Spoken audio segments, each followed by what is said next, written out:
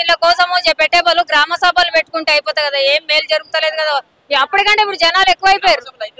ఏడైతే ఏం లేదు, ఏం వస్తలేరు మరి. మా ఇంటి దగ్గర ఎవరు వస్తలేరు మరి, మరి పెడతలేరు కదా సార్, పెడతలేరు. ఇగో ఈ సేవలో లేదు, పంట్రమెంట్ పోయినా ఇక్కడికి వచ్చి పోతానే ఉన్నా రెగ్యులర్ గా. మంగళవారం, ఫ్రైడే, శుక్రవారం వచ్చి పోతానే ఉన్నా కానీ ఒక్కటి కూడా న్యూస్ అనేది సర్లాక్ వచ్చింది అనేది లేదు. మరి ఎందుకు వస్తలేదు కారణం అన్నా, నీ నంబర్ ఉంది నీకు వస్తుంది, కాకపోతే 2 నెలలు టైం పడుతుంది అమ్మా అని చెప్పాలా. ఏమి చెప్తలేరు. 2 సార్లు అప్లై చేసిన అసలే వస్తలేదు. అసలే గరీబ్ దాన్ని సార్, ఇంట్లో మాకు పెట్టేటోళ్ళు వెనుక ముందు ఎవరు లేరు. ఇది ఒక్కటి నాకు సాయం చేయమని చెప్పి రేవంత్ రెడ్డి వరకు తీసుకోవో నన్ను, కావాలంటే నేను సార్ తోటి మాట్లాడతాను. అంతగా గరీబోనికే సాయం చేయాలి రేవంత్ సార్, ఉన్నోళ్ళకి కాదు. ఉన్నోడు డెవలప్ అవుతుండు, లేనోడు కిందికి దొక్కేస్తున్నారు. ఉన్నోళ్ళకి కాదు చేయాల్సింది, లేనోళ్ళకే ఇవాళ నా కోరిక అంతా లేనోళ్ళకి హెల్ప్ చేయాలి అంతే. చాలా మంది అన్నం లేకుండా చాలా మంది ఫుట్పాత్ మీద ఉండి ఎంతో మంది చాలా మంది ప్రాబ్లమ్ షెడ్లు వేసుకొని బతున్నారు. నేను ఇంత కిరాయి కట్టి 3 పుట్లనన్నా తింటున్నా. అస్సలు లేని వాళ్ళని అయితే చూడాలి, దేవుడు కూడా మనల్ని ఆశీర్వదిస్తాడు సార్. ఇదైతే ఒక్కడొక్కటి చేయండి, ఇదైతే సార్ వరకు తీసుకెళ్ళాలి. ఇలాంటి విషయాలు గరీబులకే సాయం చేయాలా రేవంత్ ప్రభుత్వం, ఉన్నోళ్ళకి కాదు. ఉన్నోళ్ళను బాగా ఎంక్వైరీ చేయాలా. మీకు ప్రాపర్టీ ఎంత ఉంది, నీకు ఎంత సంపాదన ఉంది, నువ్వు ఎంతమంది గవర్నమెంట్ ఎంప్లాయీస్ ఉన్నారు, ఇవన్నీ సర్వే చేస్తే అప్పుడు ఉన్న బండారం అంతా బయటపడుతుంది. దాన్ని మన ఇల్లు కూడా ఇవ్వద్దు, ఇస్తే వాళ్ళకి ఇచ్చే వాళ్ళు, లేని వాళ్ళకి హెల్ప్ చేస్తే వాళ్ళు బతుకుతారు. రేవంత్ సార్ దీపోయే వరకు తిని బతుకుతాను. నేనైతే ఇది ఒక్కడే అన్సాప్ చేస్తున్నా సార్. ఇదైతే సార్ నేను నాది న్యూస్ లో పెట్టండి, సర్లా రసూల్పుర గన్ బజార్ అని పెట్టండి. నాకు ఇల్లు లేదు, నా భర్త మంచిగా ఉంటాడు, నాకు ఎవరికి ముందు ఎవ్వరు లేరు, నాకేమన్నా ఆర్థిక సాయం చేయమని చెప్పండి. మేము అప్లికేషన్ చేసినాము, మాకు డబల్ బెడ్రూమ్ కావాలి అని. మాకు ఇల్లు లేదు, 30 సంవత్సరం నుంచి అల్లాపురంలో ఉన్నాం. మేము కిరాయి కట్టుకుంటా. మళ్ళీ వాళ్ళకి గెలిపించినాం కేసీఆర్ సార్కి, వాళ్ళు ఎప్పుడు పోయినా వస్తారన్నారు అప్పుడు. మళ్ళీ ఇప్పుడు పోయిన సంవత్సరం రేవంత్ రెడ్డి సార్ సీఎం గెలిపించినాం. మళ్ళీ లేని వాళ్ళకి రావాలి కదా, మళ్ళీ ఎంత తిరగబెడుతున్నారు. ఇప్పుడు అందరికి వచ్చి ఇళ్ళ మీద ఫొటోస్ తీసుకుంటున్నారు, మమ్మల్ని చెప్తే రాలేదంటున్నారు. మళ్ళీ ఏం చేయాలి, మేము వచ్చిన వాళ్ళకి ఇస్తున్నారు, లేని వాళ్ళు ఎలా బతకాలి. బీదోళ్ళు రోజుకి పని చేయాలి, తినాలి. మేము మళ్ళీ ఇంటికి కిరాయి 10,000 కట్టాలి. ఎక్కడి నుంచి కట్టాలి, మా భర్త లేడు, డెత్ సర్టిఫికెట్ ఇది. మళ్ళీ డబల్ బెడ్రూమ్ చిట్టి వాళ్ళకంటే అప్పుడు అన్నారు వస్తుందమ్మా వస్తుందంటే, మళ్ళీ రేవంత్ రెడ్డి సార్ వచ్చేసారు. మళ్ళీ మాకు ఇల్లు కావాలి ఎట్లనైనా, మీరు మళ్ళీ వచ్చి అక్కడికి సర్వే చేసి చూసి ఇవ్వండి. మాకు లేని వాళ్ళకి, ఇల్లు ఉన్న వాళ్ళకి ఇస్తున్నారు. ఇది ఎట్లా ఉన్నది బాధ్యత? ఇల్లు ఉన్న వాళ్ళకి ఇల్లు ఇవ్వద్దు కదా, లేని వాళ్ళకి ఇవ్వాలి. మాకు ఇల్లు లేదు, మాకు ఇల్లు కావాలి. మళ్ళీ ఇక్కడికి వచ్చినాం మేము. మళ్ళీ ఎందుకు రాలే, మాకు ఏమంటారు, మీరు పిలిపించి ఫోటోలు తీసుకుంటారు అంటున్నారు, పోతే రాలే అమ్మ అంటున్నారు. మళ్ళీ మాది ఎక్కడ పోయింది? మళ్ళీ మేము అప్లికేషన్ పోయిన సంవత్సరం ఇచ్చింది, పింఛన్ అయితే ఉన్నది పింఛన్లు, కానీ పోయిన సంవత్సరం కట్టేది ఈ సంవత్సరంకి లేదు అంటున్నారు. మళ్ళీ ఎక్కడ పోయింది అది? ఎట్లనైనా సీఎం సార్ మాకు ఇల్లు కావాలి. అందరు బీదోళ్ళు ఇల్లు లేని వాళ్ళు ఉన్నారు, మీరు మాకు న్యాయం చేయండి. లేని వాళ్ళకి అంటే ఉన్నోళ్ళకి ఇస్తున్నారు, మళ్ళీ ఎట్లా చేస్తున్నారు? మేము అందరు సర్వే చేయాలి, మీరు చేయాలి, మాకు ఇవ్వాలి ఇల్లు. అందు గురించి మేము ఇక్కడికి వచ్చినాం. వార్డ్ ఆఫీస్కి వెళ్తే అక్కడ లేదు, ఏం ఇక్కడ పోమంటారు. ఇక్కడ ఎంత రష్ ఉన్నది, ఎట్లా చేయాలి? మేము చిన్న పిల్లలకు అక్కడ చేసి ఇక్కడ రావాలి.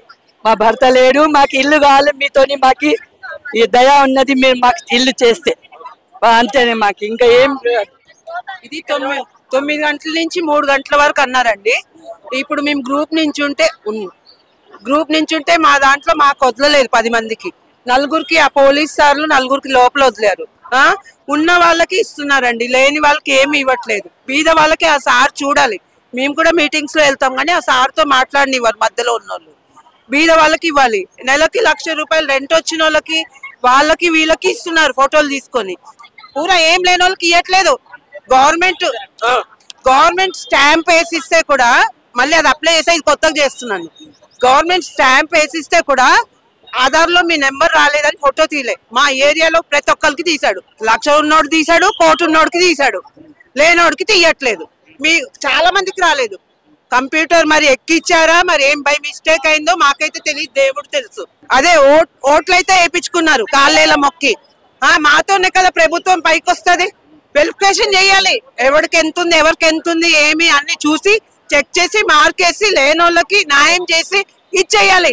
మీరు గెలిచారు కాబట్టి ఆయన దిగిపోయారు కాబట్టి. ఆయన ఉన్నప్పుడు కూడా అట్లా అంటే ఉన్నోళ్ళకి ఇచ్చిండు, లేని వాళ్ళకి ఇయ్యలేదు ఆయన కూడా. అప్పుడు కూడా అంతే అండి. నేను రాజశేఖర్ రెడ్డి ఉన్నప్పుడు పెట్టుకున్నాను, వాగొచ్చి అంతా కొట్టుకుపోయింది. అదే రేషన్ కార్డు ఇప్పుడు అప్లై చేశాను. ఆ రేషన్ కార్డు ఇప్పుడు నెక్స్ట్ మంత్ లో నాకు వస్తుంది. ఏమైనా అంటే ఆధార్ కార్డు అంటారు, రేషన్ కార్డు అంటారు, అన్ని ఒకటే అంటారు. ఏది సగం ఇస్తారు, సగం ఇవ్వరు. ఏంటండి ఇది? నాకు దయచేసి బీద వాళ్ళకి సార్ న్యాయం చేయాలి. రేవంత్ రెడ్డి సార్ గారు బీద వాళ్ళకి న్యాయం చేయాలి.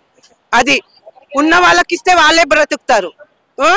ఇవ్వండి, మీకు నచ్చితే ఇవ్వండి, వాళ్ళకు కూడా బీద వాళ్ళకు కూడా ఇవ్వండి. బీద వాళ్ళకి ఎందుకు అన్యాయం చేస్తున్నారు? వాళ్ళు ఏడుస్తున్నారు రాలేదని. రోజు పని చేసుకొని బ్రతికే వాళ్ళం మేము. మాకు కూడా పేరెంట్స్ లేరు, మా సిస్టర్ మా బావ వదిలేశారు, మాకు అమ్మ నాన్న లేరు, ఎవరు లేరు. మా అన్నయ్య వదిన ఎక్స్పైర్ అయిపోయారు.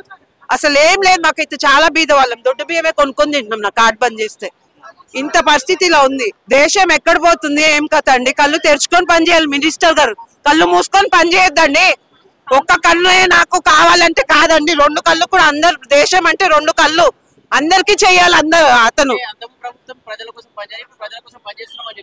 చేస్తున్నారు, ప్రజల కోసం చేస్తున్నామని చెప్తున్నారండి. ప్రజల కోసం చేస్తున్నామని చెప్పారు. న్యాయంగా చెయ్యండి, మీరు అందరికి చేయండి న్యాయంగా. మీరు 5 ఏళ్ళు కాదు 10 ఏళ్ళు మళ్ళీ నెక్స్ట్ ఎలక్షన్స్ లో మీరే జీతుతారు. మీరు కరెక్ట్ గా డిసిషన్ తీసుకుని కరెక్ట్ న్యాయం చేయండి. ఎందుకు మీ మీద కొట్లాటుకొస్తారు వేరే వాళ్ళు? ఎవరు రారు. న్యాయంగా ఉంటే కాళ్ళు మొక్కుతారు ఎవరే కానీ. ఎవరు కడుపు కాలుతుంది, ఒక రోజు అన్నం ఉండి ఒక రోజు అన్నం లేక బీద వాళ్ళమండి మేము. రోజు లేబర్ పని చేసుకుని బ్రతికే వాళ్ళమి. ఇలాంటి వాళ్ళకి ఇల్లు ఇయ్యలేదు అతను. మధ్యలో ఉన్న వాళ్ళ మీద నమ్మేస్తున్నారు వాళ్ళు. వాళ్ళేమో నమ్మక ద్రోహం చేస్తున్నారు, మీకు రాలేదు మీకు రాలేదని. ఉన్న వాళ్ళకే నవ్వుకుంటూ పోయి ఫోటోలు తీస్తున్నారు. అదండి ప్రభుత్వంది. ఈ ప్రభుత్వం దయచేసి న్యాయం చేయాలండి.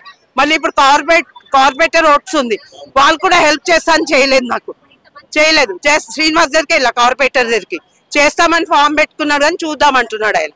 అలా ఉందండి ప్రభుత్వం. దయచేసి న్యాయం చేయాలి రేవంత్ రెడ్డి సార్. మీతో కలుద్దాం అనుకుంటే మధ్యలో ఉన్నవారు మమ్మల్ని కలవనియరు. మీరైతే మంచి మనిషే, మీరు న్యాయం చేయండి.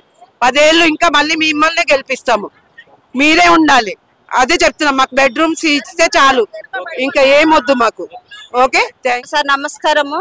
మేము సంవత్సరం నుంచి తిరుగుతున్నాము. మాకు ఒక పింఛన్ లేదు, ఒక డబుల్ బెడ్రూమ్ లేదు. మీరు ఇస్తారనే కేసీఆర్ ఓట్లు వేయకుండా మీకు ఓట్లు వేసినాం సార్. మేము దయచేసి మాకు ఇంత ఇల్లు, మాకు ఇంత పింఛన్ రాపియండి. ఉండడానికి ఇల్లు లేదు, మేమేదో ఇళ్లలో పని చేసుకొని బతికేటోళ్ళం సార్. మేము మీకే మంచిగా చికెన్ మటన్ తినే ఏసీ రూమ్ లో ఉన్నావు. మేము సంవత్సరం నుంచి తిరుగుతున్నాం సార్. ఇక్కడ ఎవరు జవాబు చెప్తలేరు, అందరు ఊకనే తిడుతున్నారు మమ్మల్ని.